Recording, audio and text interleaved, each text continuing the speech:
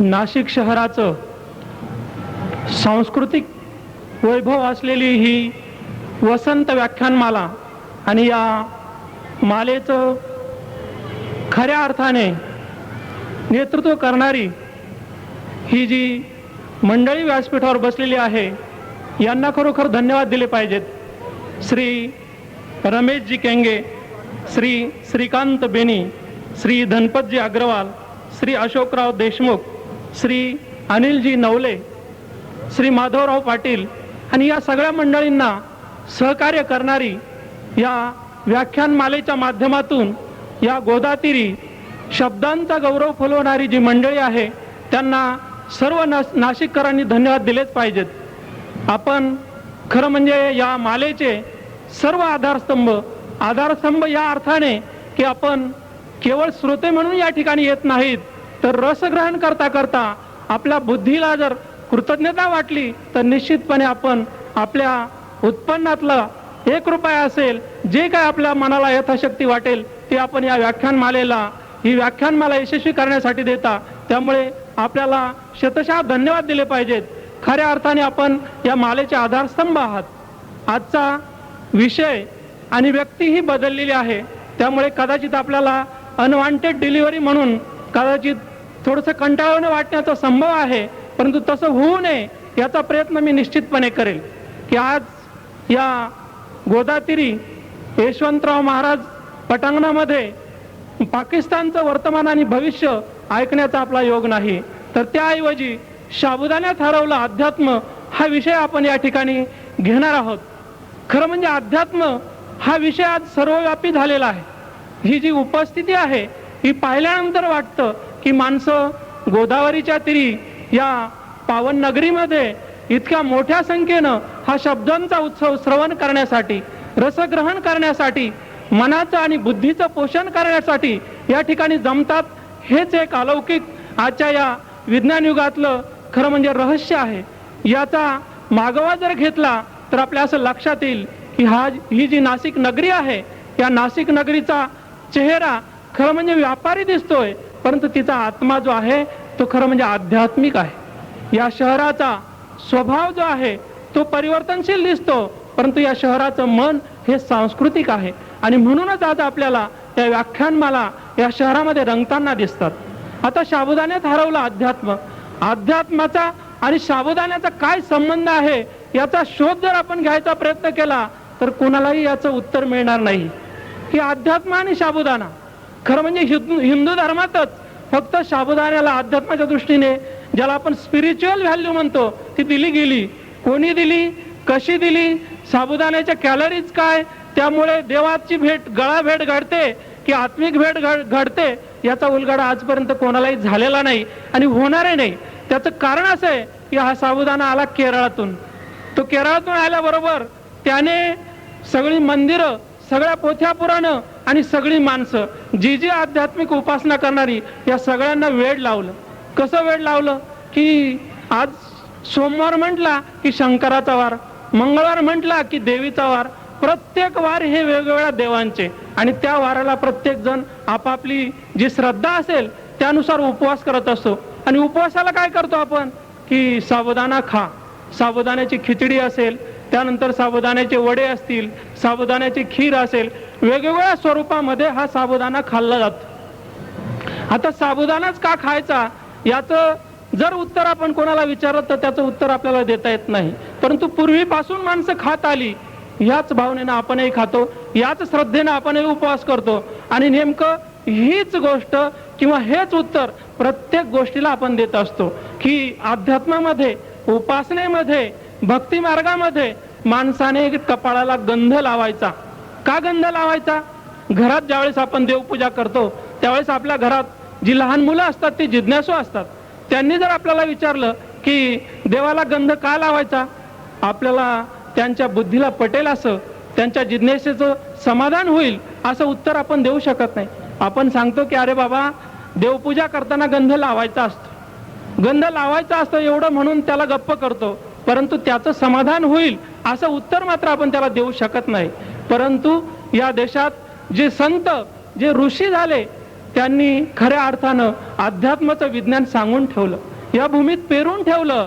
परंतु आपण मनाने अंध झालो, आपण बुद्धीने जड झालो. त्यामुळे आपण आपल्या सोयीचं तेवढंच घेतलं आणि त्याला अध्यात्म म्हणायला लागलो. की साबुदाण्याचा उपयोग उपवासासाठी झाला, तसंच ह्या आपल्या मस्तकावर जो तिलक लावला जातो, जो गंध लावला जातो, त्याचा उपयोग शोभेची वस्तू म्हणून झाला. खऱ्या अर्थाने त्याच्या मागची मूळ प्रेरणा काय आहे हे समजून घेण्याचा कोणीही प्रयत्न केला नाही. आणि म्हणूनच आज आपल्याला असं दिसतं की लोक वेगवेगळ्या प्रकारचे गंध लावतात. कपाळाला गंध लावताना कोणी भस्म लावतात, कोणी आडवा गंध लावतात, कोणी उभा गंध लावतात. परंतु गंध लावण्याचं नेमकं कारण हे मात्र कोणी सांगत नाही, समजून घेत नाही. परंतु गंध लावणं म्हणजे काय, या संतांनी ऋषींनी कशासाठी माणसाला सांगितलं की तू कपाळी गंध लावला पाहिजे. गंध लावणं म्हणजे मस्तकाचं पूजन आहे. या मस्तकामध्ये मेंदू आहे, बुद्धी आहे, या बुद्धीचं पूजन आहे. या बुद्धीचं पूजन करताना आपण काय करतो की देवपूजा करताना प्रथम देवाला गंध लावतो आणि नंतर आपल्या मस्तकावर तो गंध धारण करतो. देवाला असं सांगायचं की परमेश्वरा, तू मला सुंदर असा देह दिला, त्या देहामध्ये या मस्तकात बुद्धी दिलीस, त्या बुद्धीचं मी पूजन करतो तुझ्या साक्षीने. कशासाठी, या बुद्धीत सतत सद्विचार येवो, संस्कारांचा खऱ्या अर्थाने त्या ठिकाणी सुगंध दरवळो, या भावनेनं त्या बुद्धीचं पूजन करणं म्हणजे गंध लावणं. मग तो आडवा लावला, उभा लावला की पूर्ण कपाळ भरून लावला, याला फारसं महत्व नाही. महत्व जे आहे ते समजून घेतलं पाहिजे. हे जे भक्तीचं विज्ञान आहे त्याच्या मुळाशी जो काही विचार आहे तो समजून न घेता भक्ती केली जाते. आणि मग तीच गोष्ट अगरबत्तीची, की देवपूजा करताना आपण वर्षानुवर्षे त्या फोटोला असेल, प्रतिमेला असेल, मूर्तीला असेल, आपण अगरबत्ती लावतो. का लावायची अगरबत्ती?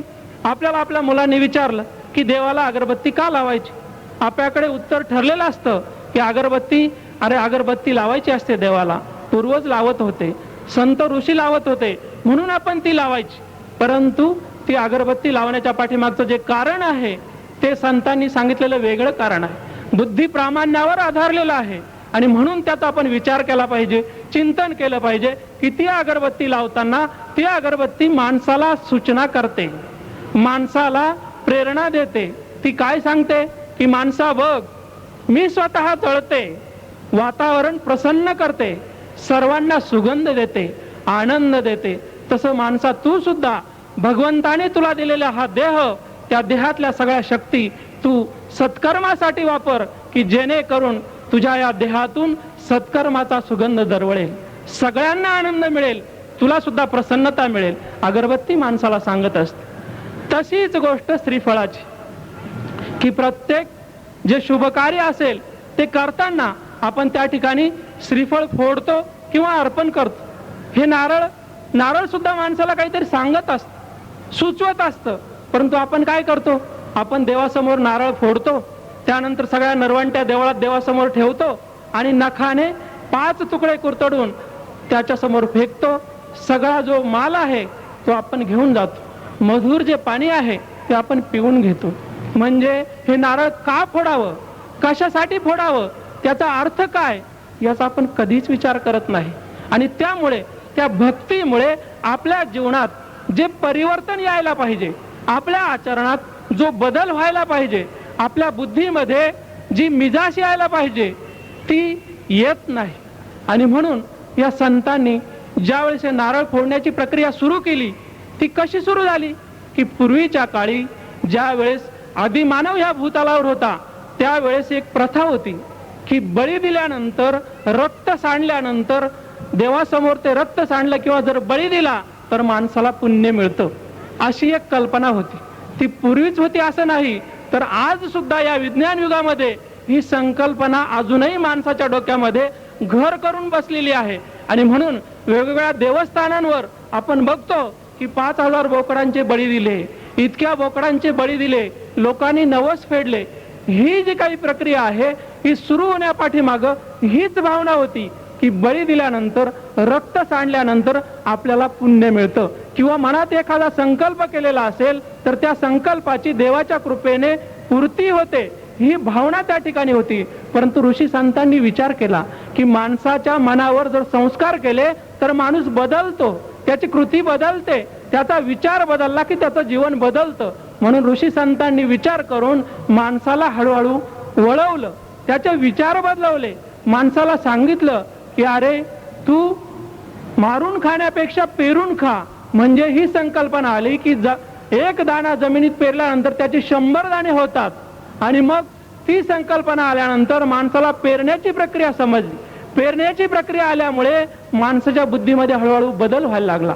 आणि मग ऋषींनी सांगितलं की अरे तू देवासमोर जे काही प्राण्याचा बळी देतोस त्याऐवजी तू एक काम कर की या निसर्गामध्ये ईश्वराने नारळाची निर्मिती केलेली आहे, ते नारळ घे, त्याला गुलाल लाव आणि ते देवासमोर फोड. देवासमोर फोडल्यानंतर त्यातलं पाणी बाहेर आल्यानंतर त्याचा रंग लाल होतो. तो रंग लाल झाल्यामुळे माणसाला रक्त सांडल्याची जी संकल्पना आहे ती त्या ठिकाणी दिसते. आणि मग त्याला सांगितलं की बघ याला डोळे आहेत, ते अगदी माणसाच्या मुंडीसारखं किंवा प्राण्याच्या मुंडीसारखा त्या ठिकाणी आकार आहेत, अवयव आहेत. हळूहळू माणसामध्ये तो बदल होत गेला.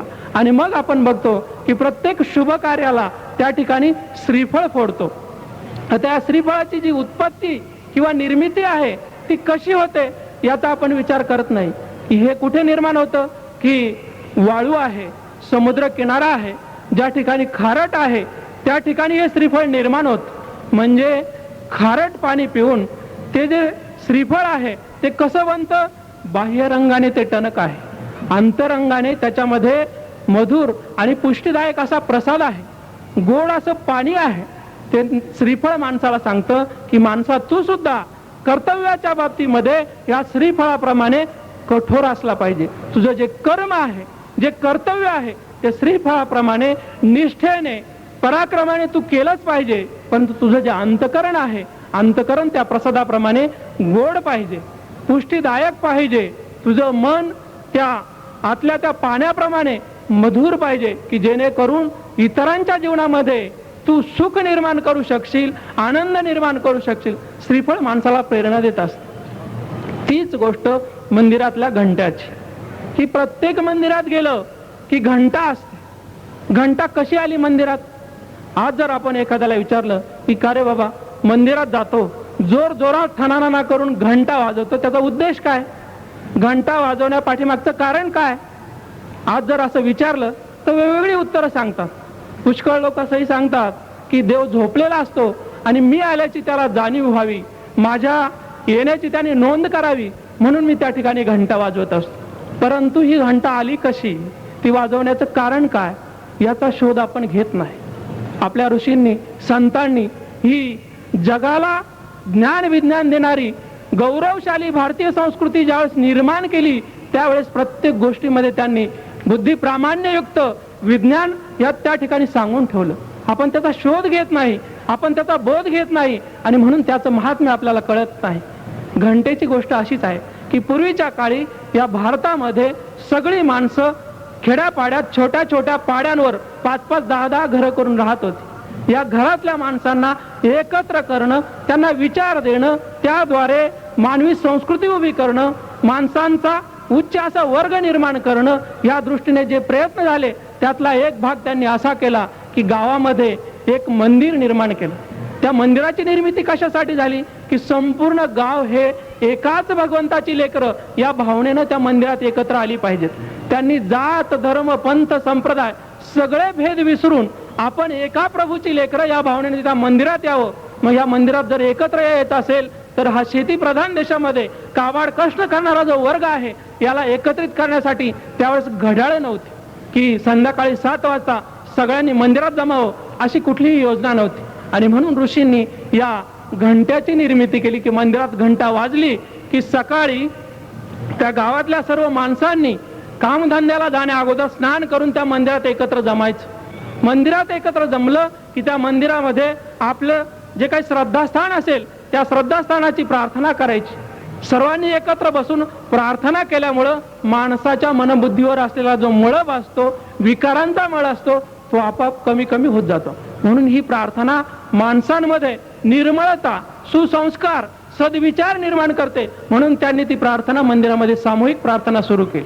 त्यानंतर त्या माणसांना समजावलं की दिवसभर काबाड कष्ट करता, विश्रांती घेता, अन्न शरीरामध्ये जातं, त्याचं लाल रक्त बनतं, हे सगळं कोण करतं?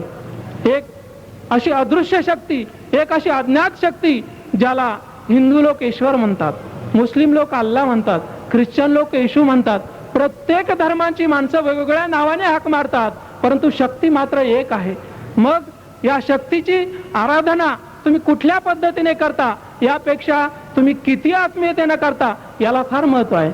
आणि म्हणून त्यांनी सांगितलं की काबाड कष्ट करून आल्यानंतर जर तुम्हाला विश्रांती हवी असेल, तुमचा थकवा जावा असं वाटत असेल, तर तुम्ही पुन्हा हातपाय धुवून सर्वांनी निश्चित वेळेला घंटा वाजल्यानंतर त्या मंदिरात आलं पाहिजे. म्हणजे घंटा ही माणसाला सूचना करण्यासाठी आली की ती सूचना झाल्यानंतर सर्वांनी एकत्र जमायचं, एकत्र बसल्यानंतर एकत्रितपणे उपासना करायची. मग ती आरती असेल, प्रार्थना असेल, पोथी वाचन असेल, जप ध्यान असेल, वेगवेगळ्या प्रकारे जी आपली उपासना प्रणाली असेल त्यानुसार आपण एकत्र बसायचं आणि सर्वांनी आध्यात्मिक साधना करायची की ज्या साधनेमुळे त्या गावातली माणसं, त्यांचं मन बुद्धी, त्या गावातलं वातावरण, त्या गावातल्या घरांमधलं वातावरण यामध्ये पावित्र्य आणि शुद्धी निर्माण होत होती. आणि अशा प्रकारे ही घंटा मंदिरामध्ये आली.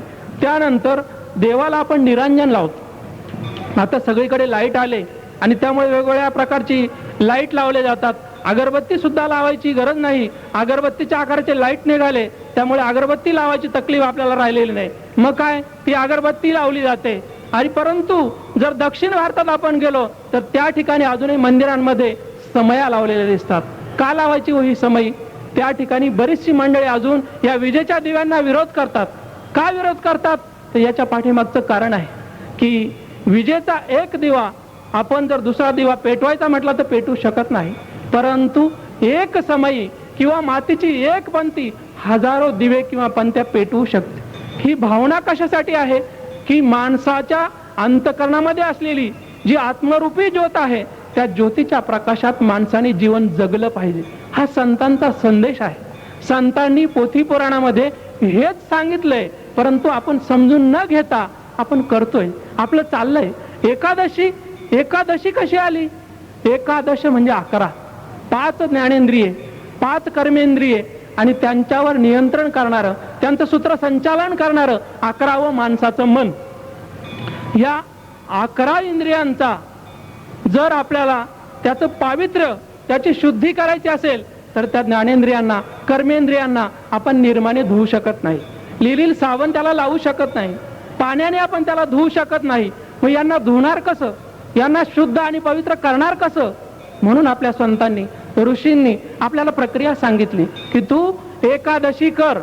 एकादशी ही 14 दिवसानंतर येणारा 15वा दिवस, तो म्हणजे एकादशी. ऋषींनी कशी सांगितली एकादशी?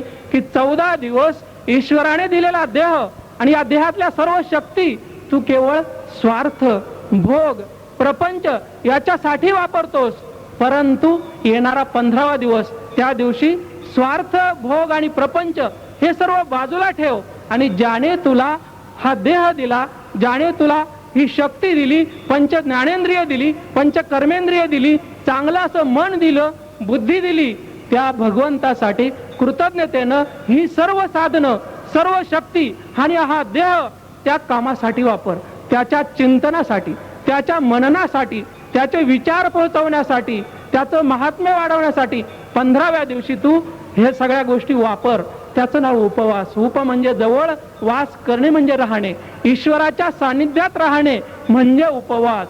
उपवास म्हणजे ईश्वराचं कार्य करणे, ईश्वराचं चिंतन करणे की जेणेकरून अंतर्बाह्य या देहाची, देहातील साधनांची शुद्धी होऊ शकेल. याचं नाव उपवास. परंतु आपण उपवास आपल्या सोयीने करायला लागलो.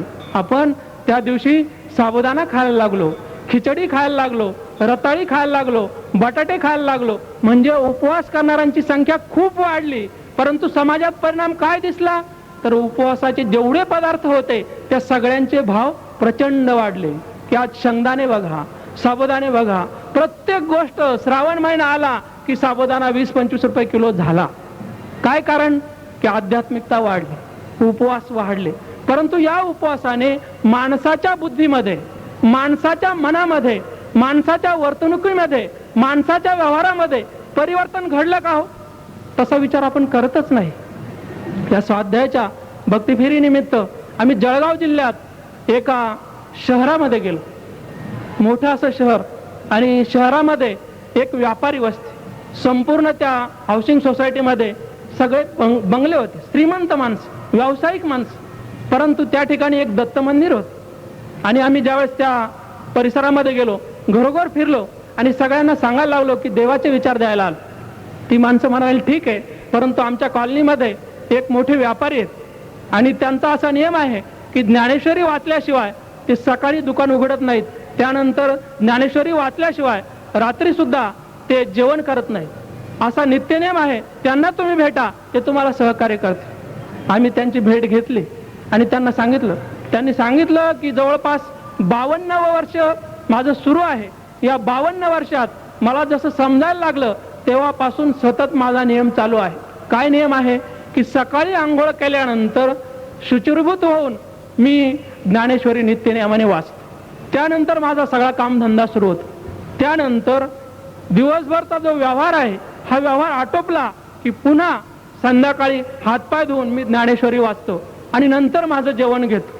हा नियम माझा या 52 वर्षापैकी बालपणाची वर्ष सोडली तर कधीही थांबलेला नाही. बाहेर गावी जरी गेलो तरी सुद्धा त्या ठिकाणी मी ज्ञानेश्वरी बरोबर घेऊन जातो आणि तो नियम माझा पूर्ण करत असतो. फार आनंद वाटला. त्यानंतर त्या दत्त मंदिरामध्ये हा कार्यक्रम सुरू झाला. कार्यक्रम सुरू झाल्यानंतर एक एक गोष्ट सांगितली जाऊ लागली. गीतेचे अध्याय झाले, भजनं झाली आणि नंतर चिंतनिकेच्या माध्यमातून विचार सांगायला सुरुवात झाली. विचार जवळपास 1 तास सांगितले गेले. सांगितल्यानंतर त्या माणसाच्या डोळ्यातून अश्रू वाहत होते.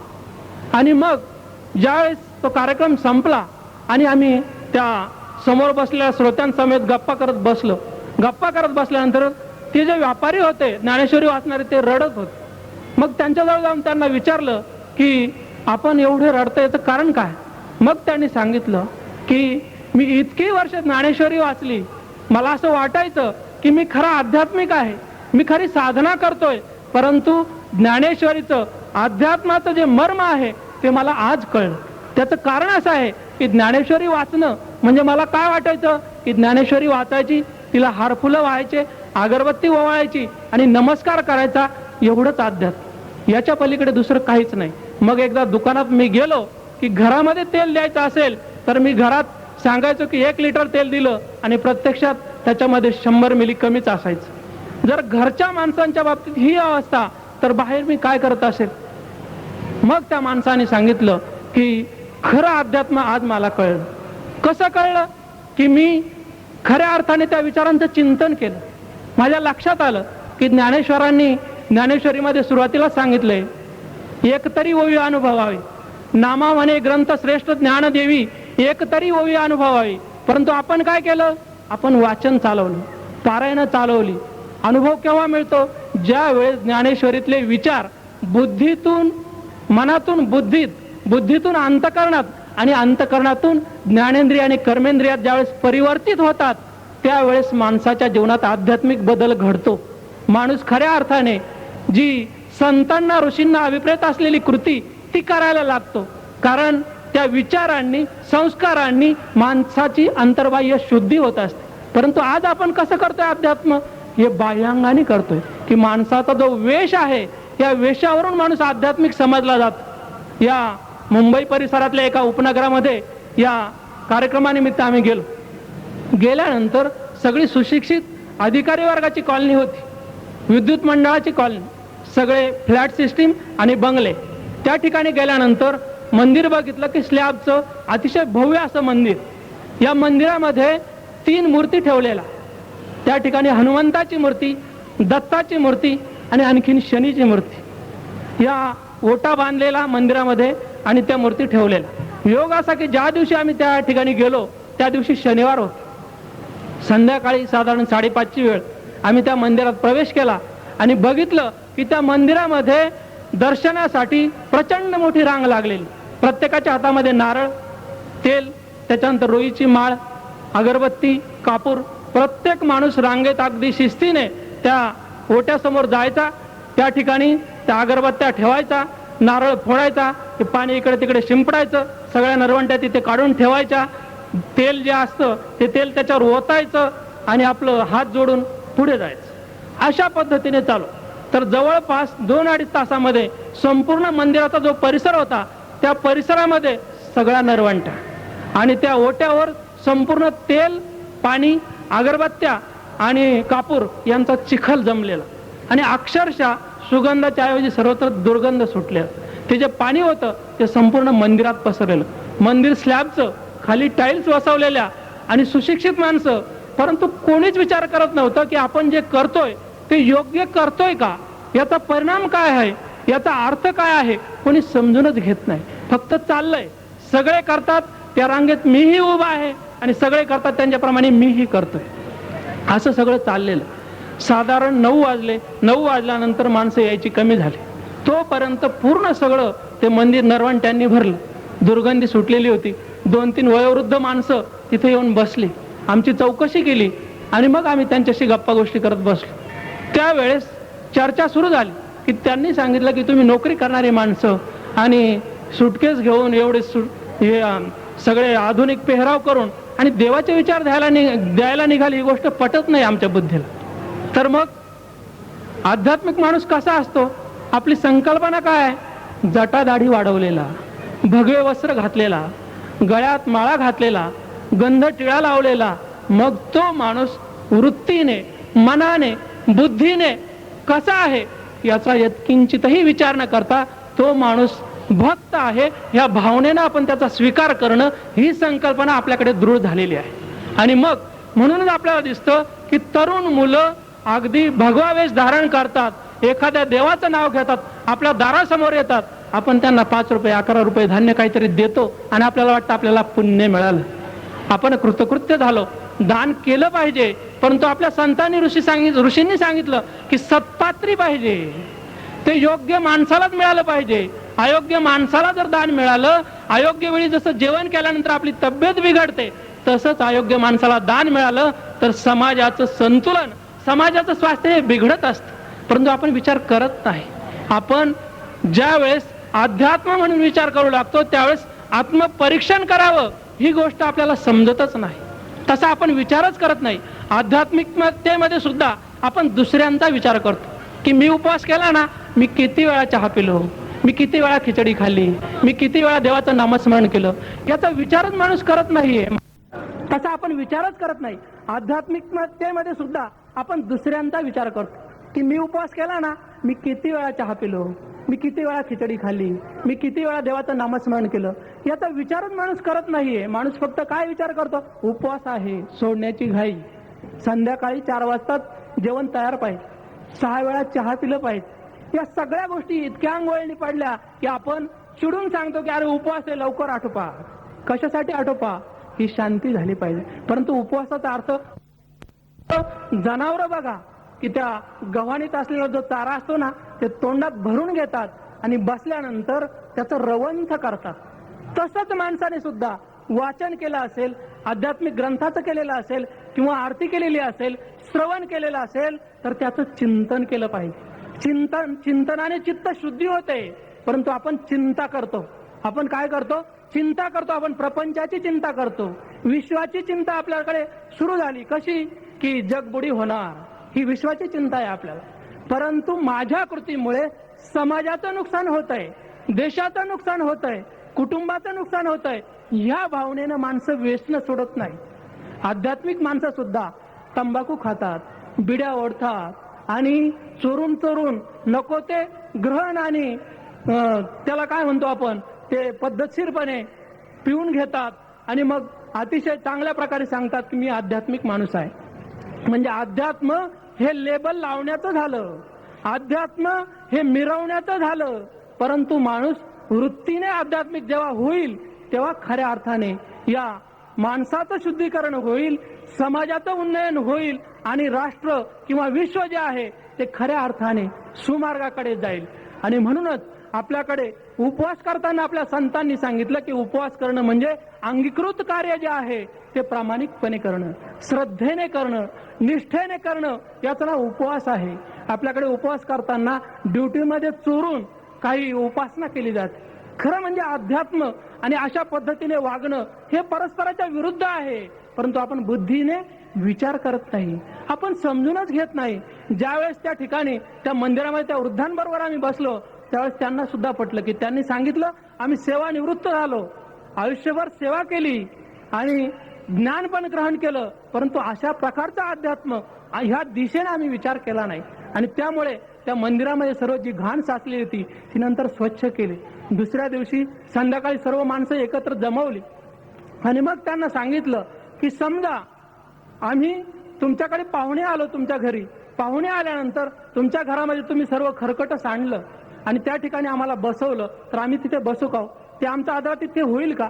जर एका सामान्य माणसाला तुम्ही प्रेमाने त्याचा आदरातिथ्य करता, घर स्वच्छ करता, त्याचं स्वागत करता, मग जो विश्वाचा चालक आहे, तुमच्या आमच्या जीवनाचा प्रेरक आहे, कारण आहे, त्याचं जर आपल्याला स्वागत करायचं असेल, त्याची जर आपल्याला पूजा करायची असेल तर अशा पद्धतीनं या माध्यमातून या दिशेने जर केली तर आपल्याला इच्छित परिणाम मिळतील का? त्याचं आपलं सामिप्य होईल का? खऱ्या अर्थाने आपला उपवास होईल का? हा विचार ज्यावेळेस माणूस स्वतःच्या मनाला विचारतो त्यावेळेस निश्चितपणे त्याच्यात बदल घडतो. आणि भक्ती म्हणजेच बदल, अध्यात्म म्हणजेच परिवर्तन. परिवर्तन असं झालं पाहिजे की भौतिकातून माणूस अध्यात्मात गेला पाहिजे, वृत्तीने तो बदलला पाहिजे. आज आपण बघतो की इथे या पवित्र गोदामाईच्या कुशीमध्ये कितीतरी विधी होतात. हे विधी कशासाठी होतात की आज त्र्यंबकेश्वरला संपूर्ण भारतातून अगदी लहान माणसापासून देशाच्या प्रमुखापर्यंत माणसं येतात. कशासाठी? की नारायण नागबली विधी, त्रिपिंडी विधी कशासाठी करायचा?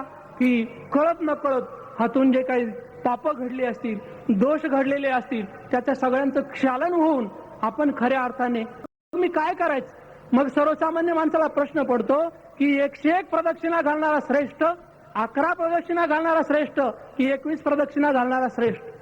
माणूस त्या ठिकाणी विचारात पडतो.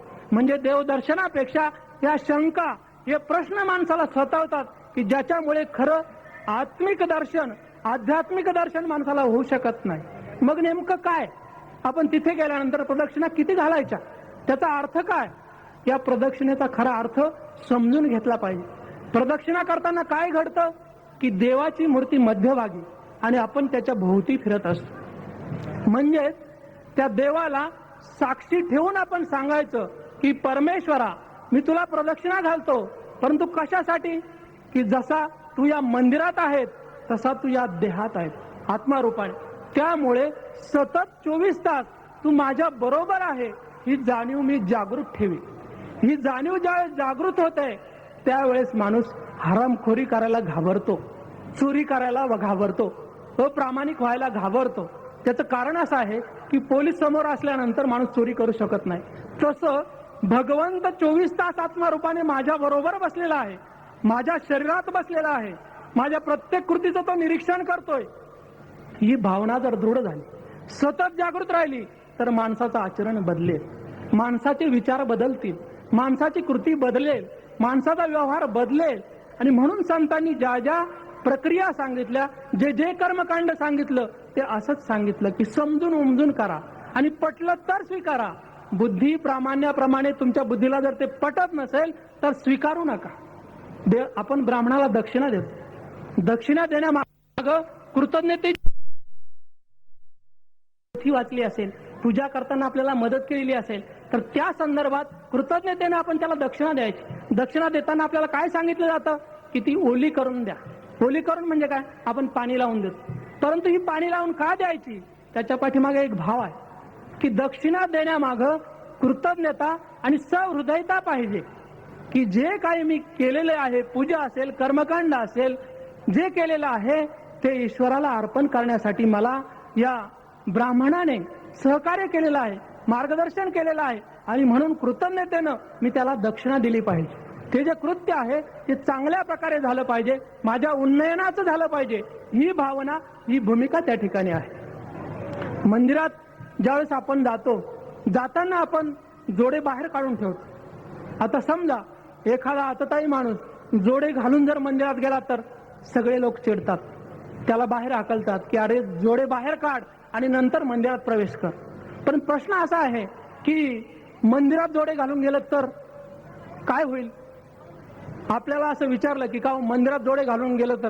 नाही नाही, जोड्यांना घाण लागलेली असते आणि म्हणून जोडे हे मंदिराच्या बाहेरच ठेवले पाहिजे. परंतु माणसाने असा विचार केला पाहिजे की जोड्यांना समजा धूळ घाण लागलेली असेल म्हणून आपण ते बाहेर ठेवतो, परंतु आपलं मन, बुद्धी, ही ज्ञानेंद्रिय आणि कर्मेंद्रिय यांना विकारांची घाण सतत लागलेली असते. ती शुद्ध केल्याशिवाय आपण मंदिरात प्रवेश करतोच ना. आपल्याला असं वाटतं की आपण या इथे कुंडामध्ये स्नान केलं की आपली सगळी पापं धुतली गेली, आपण पवित्र झालो. ही भावना आपली आहे की रामकुंडामध्ये स्नान केल्यानंतर आपल्या देहाची शुद्धी होते. परंतु आपल्या मनाचं काय, आपल्या बुद्धीचं काय, आपल्या ज्ञानेंद्रियांचं काय, आपल्या कर्मेंद्रियांचं काय? म्हणून एका संतांनी म्हटलेलं आहे की आपण त्या रामकुंडामध्ये जातो, तिथे बुडी मारतो, जोपर्यंत आपण त्या पाण्यात असतो ना तोपर्यंत आपण त्या शुद्धीकरणाची प्रक्रिया अनुभवत असतो. परंतु एकदा त्या पाण्यातून बाहेर निघालो की सगळी आपल्या मनातली जी भूतं असतात या शरीरावर, या मनावर, या बुद्धीवर सतत पुन्हा नाचू लागतात. लगेच आपल्या डोक्यामध्ये संसार, प्रपंच, व्यापार, व्यवहार सगळं सुरू होतं. म्हणजे आपलं अध्यात्म असं क्षणिक बनलंय, साबुदाण्यासारखं, की फक्त तेवढ्या पुरतच. इथून एकदा मी बाजूला झालो की मी वाटेल ते करायला मोकळा. ही जी माणसाची बहुरूप्याची वृत्ती आहे ती वृत्ती बदलली पाहिजे. खरं अध्यात्म काय आहे हे माणसाने समजून घेतलं पाहिजे. एका सत्पुरुषाने सांगितलं की आज माणसाच्या गरजा वाढल्यात. गरजा किती वाढवाव्यात याला काही अंतच नाहीये की आम्हाला हे मिळालं ते मिळालं, परंतु आम्ही कधी तृप्त झालोच नाही. की आम्हाला नोकरी मिळाली, आमच्याकडे टीव्ही फ्रीज आला, आमचा बंगला झाला, 2 बंगले झाले, सगळं काही झालं, परंतु तृप्ती नाही. मग त्याच्यावर त्यांनी एक उदाहरण सांगितलं की माणसाचा स्वभाव हा कसा आहे, तर माणसाचा स्वभाव हा जावयासारखा आहे. मग जावई कोण? की प्रत्येक माणूस जावई आहे. अपवाद फक्त जी ब्रह्मचारी माणसं तेवढी सोडली तर प्रत्येक माणूस हा जावई आहे. मग जावई कसा? तर जावयाची त्यांनी एक गोष्ट सांगितली, अतिशय मार्मिक गोष्ट. गोष्ट ऐकायला आपल्याला आवडतं, परंतु गोष्ट ऐकून आपण सोडून देतो. त्या गोष्टीतलं जे मर्म आहे ते मात्र आपण ध्यानी घेत नाही, त्याच्यावर चिंतन करत नाही. परंतु ही गोष्ट अशी आहे की एक नवीनच लग्न झालेला तरुण आणि तो आपला ऑफिसला गेला. ऑफिसहून परत आल्यानंतर तो घरामध्ये पत्नी स्वागत करते, पाणी देते, नंतर चहा देते. आणि नंतर काय होतं की सासूरवाडीची माणसं येत. ती आल्यानंतर त्यांनी एक आंब्याची अशी टोपली आणलेली असते की सासूरवाडीला त्यांच्याकडे आंबे पिकलेले असतात आणि मोठ्या प्रेमानं त्या जावयासाठी, मुलीसाठी आंबे पाठवलेले असतात. आंब्याची ती करंडी घेऊन ती माणसं येतात. तर मग ती मुलगी मोठ्या उत्साहाने, आनंदाने त्या पतींना सांगते की बघा, माझ्या आई वडिलांनी खास तुमच्याकरता हे पिकलेले गोड आंबे पाठवलेत. हे ज्यावेळेस सांगितलं जातं त्यावेळेस ते नवरोजी ते आपल्या त्वरात ते म्हणतात, काय एक करंडी भरून आंबे पाठवले आणि त्याचं एवढं कौतुक करतेस? बिचारी नर्वस होते. नंतर मग जेव्हा ती माहेरी जाते त्यावेळेस ती त्या आई वडिलांना सांगते की तुम्ही आंबे पाठवले, आंबे गोड होते, सर्वांनी ते खाले, परंतु मी यांना ज्यावेळेस सांगितलं त्यावेळेस ते म्हणाले की आंबे किती पाठवले? तर 1 करंडी. त्यांनाही वाईट वाटलं. मग त्यांनी दुसऱ्या वर्षी विचार केला की ठीक आहे, आपण गाडी भरून आंबे पाठवायचे. आणि त्या पद्धतीने आंबे पिकलेल्या आंब्याची गाडी भरून आणि ती पाठवली त्यांच्याकडे. गाडी भरून पाठवल्यानंतर ती गाडी त्या ठिकाणी त्या खोलीमध्ये ते उतरवत होती ते आंबे. आणि मग हे महाशय ड्युटीवरून आले. त्या गृहिणीला खूप आनंद वाटला आणि ती अतिशय गर्वाने म्हणाली, बघा तुम्ही मागच्या वेळेस म्हणाला होता 1 करंडी पाठवले, आता मात्र त्यांनी गाडी भरून आंबे तुम्हाला पाठव. तर ते ग्रस्त काय म्हणाले? ते म्हणाले ठीक आहे, गाडी भरून आंबे पाठवले, आंबा काही माझ्या नावावर केलेला नाही. तिला विचारलं, वाईट वाटलं की काय करावं. मग शेवटी पुन्हा माहेरी गेल्यानंतर तिने आपल्या गाराने सांगितलं की तुमचे जावई बापू अजूनही नाखुश आहेत. म्हणे काय करायचं? तर त्यांचं असं म्हणणं आहे की आंबा कुठे माझ्या नावावर केला. ठीक आहे. मग त्यांनी आपलं जी काही प्रशासकीय प्रक्रिया आहे तलाठ्याकडे जाऊन आणि ती सगळी केली आणि तो 7/12 घेतला आणि त्यांच्याकडे आणून दिला. आणि मग त्या गृहिणीने सांगितलं की बघा, तुमच्या मनाप्रमाणे अगदी त्या 7/12वर त्या आंबा जो आहे तो तुमच्या नावावर करून द्या. मग त्यांनी सांगितलं की ठीक आहे, ते झाड माझ्या नावावर केलं, परंतु जमिनीचं काय, ती कुठे माझ्या नावावर केली. ही प्रवृत्ती आज माणसाची आहे. त्यामुळे ज्याच्याकडे आहे तो सुद्धा दुःखी आहे, ज्याच्याकडे भरपूर आहे तो सुद्धा खूप दुःखी आहे, आणि ज्याच्याकडे नाही तो सुद्धा दुःखी आहे. सगळेच आपण दुःखी आहोत. परंतु जगात जर 100% दुःख असेल तर जगामध्ये 101% सुख आहे, हे आपण स्वतः अनुभवतो. याचं कारण काय की जर 100% दुःख आहे तर प्रत्येक माणसाने मरायचा प्रयत्न करायला पाहिजे. आज प्रत्येक जण जगण्याचा प्रयत्न करतो. ज्याला आपण आत्महत्या अपवाद थोडीसे सोडले तर अगदी 99.99% माणसं जगण्यासाठी सतत प्रयत्न करतात. अगदी कुठलाही आजार झाला, सगळे अवयव गेले तोडले गेले तरी माणसाला असं वाटतं की मी जगावं. कशासाठी जगावं की जगण्यासारखं या जगात काहीतरी आहे. मग त्याचा शोध आपण घेत नाहीये की जगण्यासारखं आणि जगण्याला एक वेगळं परिमाण देणारं जो विचार, जो संस्कार तो आपण ग्रहण करत नाही, तो समजून घेत नाही.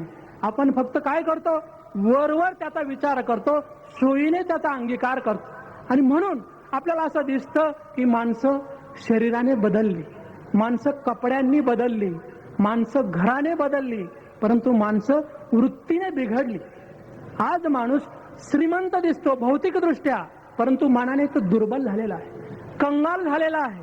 की माणूस आज जी कृती करतो ती करत असताना त्या पाठीमागची प्रेरणा, त्या कृतीचे परिणाम याचा विचार करत नाही. आध्यात्मिक दृष्ट्या प्रत्येक कृतीची प्रेरणा आणि त्याचे परिणाम याचा माणसाने विचार केला पाहिजे, त्याचं चिंतन केलं पाहिजे. हे सांगितलंय परंतु समजून घेत नाही. आपल्याला असं दिसतंय की आध्यात्मिकता ह्या टिंगल टावाळीचे विषय होत चाललेत. की आजची तरुण मुलं यांना जर तुम्ही म्हटलं की तुम्ही देवाला नमस्कार करा तर त्यांना ती गोष्ट पटत नाही. की देवाला नमस्कार करणं हे वृद्ध माणसाचं काम आहे. की आज बऱ्याच ठिकाणी सेवानिवृत्त होणाऱ्यांना ज्ञानेश्वरी भेट दिली जाते, दासबोध भेट दिला जातो, शाल पांघरवली जाते. कशासाठी की यांनी आता उतारवयामध्ये देवाचं मनन करावं, देवाचं चिंतन करावं. की आज आपल्याकडे जर संस्कृतीची खऱ्या अर्थाने दुर्दशा म्हणायची असेल तर वृद्धाश्रम निघालेत. अतिशय वाईट गोष्ट आहे वृद्धाश्रम निघणं. याचाच अर्थ काय की माणूस माणसाला दुरावला, माणसातून कृतज्ञता गेली. की माणूस आज माणसाकडे फक्त भोगाचं साधन म्हणून बघायला लागला. की आयुष्यभर वडिलांनी, आईने किंवा वृद्धांनी माझं पालन केलं, पोषण केलं, संगोपन केलं, मला विचार दिले, मला घडवलं, संकटातून दुःखातून मला मुक्त केलं, मोठं केलं. त्यांच्याबद्दल प्रेम असणं, कृतज्ञता असणं ही भावनाच लोप पावली. आज प्रत्येक गोष्ट भोगात्मक दृष्टीने बघायची. की यांचा उपयोग काय, आजोबा आहेत, वडील आहेत, दूध आणू शकतात का, नाही आणू शकत, जाऊ द्या वृद्धाश्रमामध्ये. ही जी मनोवृत्ती झाली याचं कारण हेच आहे की खरं अध्यात्म माणसाने सोडलं. उपासना प्रणाली जी शास्त्रशुद्ध आहे, बुद्धी प्रामाण्ययुक्त आहे, ती आज समजून घेतली जात नाही. आणि म्हणून आपण बघतो की आध्यात्मिकता खूप वाढली परंतु माणसात परिवर्तन नाही, माणसाच्या वृत्तीत बदल दिसत नाही, माणसाच्या बुद्धीत बदल दिसत नाही. जीवनाची आंतरिक शुद्धी व्हायला पाहिजे ती आज होत नाही. आणि म्हणून तीर्थक्षेत्रामध्ये गर्दी वाढते परंतु तिथे खिसेकापूही असतात, तिथे लुबाडणारेही असतात, वेगवेगळ्या गोष्टी सांगून माणसाला भुलवणारेही असतात. हे कशामुळे घडतंय, हे घडण्याचं कारण एकच की माणूसपणापासून दूर चाललाय. की आज सगळं वाढतंय परंतु माणसाचं माणूसपण हे घटतंय, हे कमी होतंय. आज माणूस खऱ्या अर्थाने राक्षस बनला. तो देहाने, आकाराने माणसासारखा दिसतो परंतु त्याची ही वृत्ती मात्र भ्रष्ट झालेली आहे. पूर्वी दुर्योधन एक होता, दुशासन एक होता, रावण एक होता, परंतु आज पावला पावलावर रावणी वृत्तीची, दुशासनी वृत्तीची, घाणेरड्या वृत्तीची माणसं आपल्याला समाजात दिसतात. आज याचा विचार केला आणि समाजाचं चित्र बघितलं तर आपल्याला असं दिसतं की गावामध्ये जर चांगले विचार, चांगले संस्कार द्यायचे असतील तर खूप प्रयत्न करावे लागतात, संस्कार केंद्र उघडावी लागतात, परंतु माणसं तिकडे वळत नाहीत. परंतु गावामध्ये दारू दुकान सुरू करायचं असलं अजिबात नाही. शासनाकडे जे काय असेल त्यांची ज्या पद्धतीने तुम्ही हे घेऊन जाल त्या पद्धतीने तुम्हाला उत्तर मिळतं, लगेच दुकान सुरू होतं.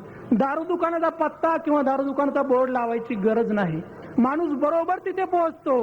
मटका शिकवण्याचं कोणाला, मटका खेळण्याचं कोणाला शिकवावं लागत नाही.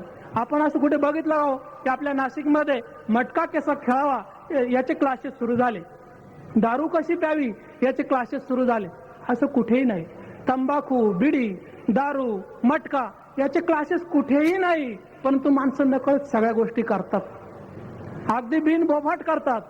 आणि याच्यावर ज्या वेळेस माणूस विचार करायला लागेल की हे खाण्यामुळे, हे पिण्यामुळे माझ्या शरीरामध्ये काय बदल होणार आहे, या शरीराला काय मिळणार आहे, त्यापेक्षा ते न करता जो आनंद आहे शुद्धीकरणाचा तो मी कसा मिळेल, याचा विचार आज माणूस करत नाही. की आज माणसं उताराकडे धावतात. पाणी जसं टाकलं की ते उताराकडे धावतं, तशीच गोष्ट माणसाची आहे. जर आपल्याला आपल्या जीवनाचं सार्थक करायचं असेल, खऱ्या अर्थाने जीवनाची शुद्धी करायची असेल, तर आपल्याला प्रवाहाच्या विरुद्ध चालण्याचा निर्धार केला पाहिजे. प्रवाहात चालायला माणसाला शक्ती लागत नाही, बुद्धी लागत नाही. पाण्यात उभं राहिलं की प्रवाहाबरोबर माणूस आपोआप ढकलला जातो. तशीच गोष्ट या जीवनाची आहे की जीवनामध्ये आपल्याला जर उंच बनायचं असेल तर शारीरिक उंची वाढून चालणार नाही. आपल्याला मनाची उंची, आत्म्याची खोली हिचा शोध घेतला पाहिजे, याचा बोध घेतला पाहिजे. परंतु आपण तसं करतच नाही. आपण चिंतनाच्या भानगडीतच पडत नाही.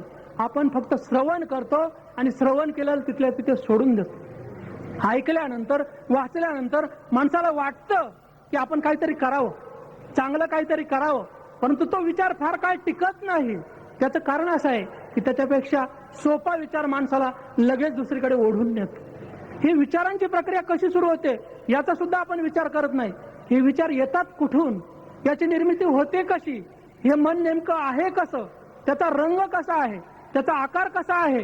ज्या मनाच्या शक्तीवर संपूर्ण आयुष्यभर आपण जगतो, ज्या बुद्धीच्या शक्तीवर अनेक प्रकारची कार्य आपण करतो, त्या बुद्धीची रचना कशी आहे, त्या मनाची रचना कशी आहे, याचा विचारच आपण करत नाही. आपण काय करतो, एक फूल तोडतो आणि देवासमोर वाहतो. परंतु जे फूल देवाने निर्माण केलेलं आहे त्याने त्याच्यामध्ये रंग कसा भरला, त्याने त्या फुलाला आकार कसा दिला, याचा विचारच आपण करत नाही. आपल्याला असं वाटतं की ते फूल तोडलं, देवासमोर वाहिलं की मी कृतकृत्य झालो, मी देवाचा भक्त झालो. अरे पण तू विचार कर, ते फूल फुलवण्यासाठी, त्या ठिकाणी त्या फुलाला रंग देण्यासाठी, त्याच्यामध्ये सुगंध भरण्यासाठी त्याने काय केलं. मी जमिनीत एक दाणा पेरतो, परंतु त्या एका दाण्याचे 100 दाणे होण्यासाठी कितीतरी देवता त्या ठिकाणी सहकार्य करत असतात. भूमी देवता, वायू देवता, सूर्य देवता, चंद्र देवता, सगळ्या प्रकारच्या देवतांचे संस्कार झाल्यानंतर भूमीमध्ये एका बीजाचे 100 बीज त्या ठिकाणी तयार होतात. म्हणजे ही अद्भुत शक्ती आहे. विज्ञान एवढं पुढे गेलं, परंतु विज्ञानाने असा शोध लावलेला नाही की मशीनमध्ये एक दाणा टाकला आणि त्याचे 100 दाणे झाले. आजपर्यंत हा शोध लागलाच नाही. की माणूस आज इतक्यापर्यंत पोहोचला की कितीतरी प्रकारचे असे आश्चर्यकारक शोध त्याने लावले, परंतु ही गोष्ट मात्र आजपर्यंत माणसाने शोधलेली नाही. आणि म्हणून या गोष्टींचा मागोवा आपण घेतला पाहिजे. जे मूलभूत आहे, जे विज्ञाननिष्ठ आहे, जे बुद्धी प्रामाण्ययुक्त आहे, त्या दृष्टीने अध्यात्माकडे गेलं पाहिजे, त्याचा शोध घेतला पाहिजे. की का भगवंताने मला देह दिला, मला माणसाचा देहच का दिला, मला म्हैस का नाही बनवलं, मला रेडा का नाही बनवलं, मला वाघ का नाही बनवलं. हा विचार माणसाने केला पाहिजे. स्वतःला प्रश्न विचारले पाहिजे की रेडा कसा असतो. आपल्याकडे महिषासूर मर्दिनी म्हटलं जातं. महिष म्हणजे रेडा, महिषासूर म्हणजे रेड्यांचा प्रमुख किंवा प्रतिनिधी. मग रेडा म्हणजे काय, रेड्याची वृत्ती कशी असते की रेडा हा फक्त स्वतःच्याच सुखाचा विचार करतो. स्वतःचं सुख प्राप्त करण्यासाठी तो कुणाचाही बळी द्यायला, कुणालाही काही त्रास द्यायला मागे पुढे पाहत नाही. आणि म्हणून महिषासूर ही जी प्रवृत्ती आहे ती माणसामध्ये वाढली. की आपण म्हणतो सप्तशृंग निवासिनी देवीचा जो अवतार आहे हा महिषासुरांचा वध करण्यासाठी.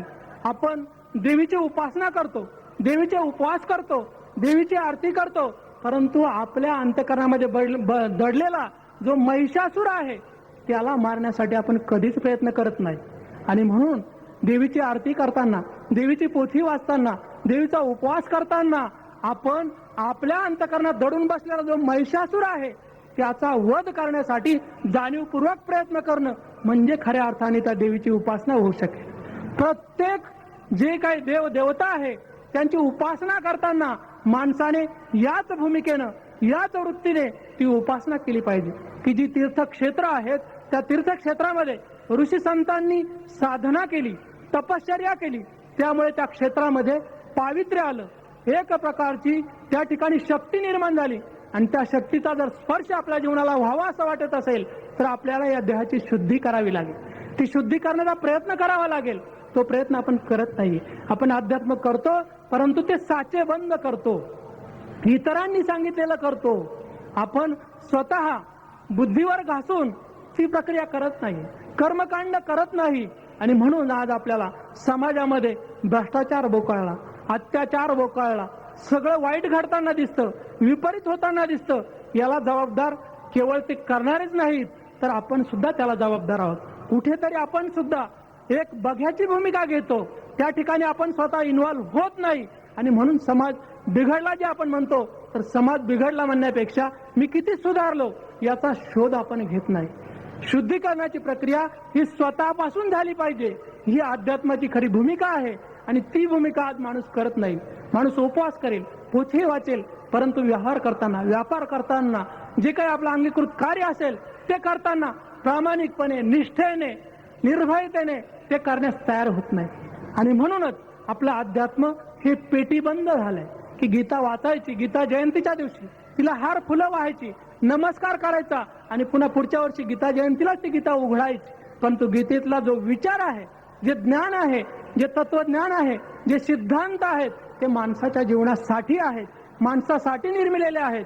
माणसाचा सर्वांगीण विकास व्हावा, माणसाची सर्वांगीण उन्नती व्हावी यासाठी ते निर्माण झालेत. या भूमिकेनं त्याच्याकडे बघितलं जात नाही, त्या विचारांचं चिंतन होत नाहीये, मनन होत नाहीये आणि आचरण तर मुळीच होत नाही. आणि म्हणून आपल्याला असं दिसतं की जेवढी तीर्थक्षेत्र आहेत, धर्मक्षेत्र आहेत, तिथे सुद्धा अशांती आहे, तिथे सुद्धा शुचिरभूतता शिल्लक राहिलेली नाही, पावित्र्य नाहीये.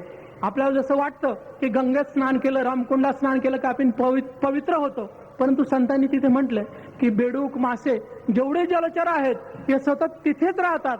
मग खऱ्या अर्थाने खरे पवित्र आणि पुण्यवान तेच आहेत.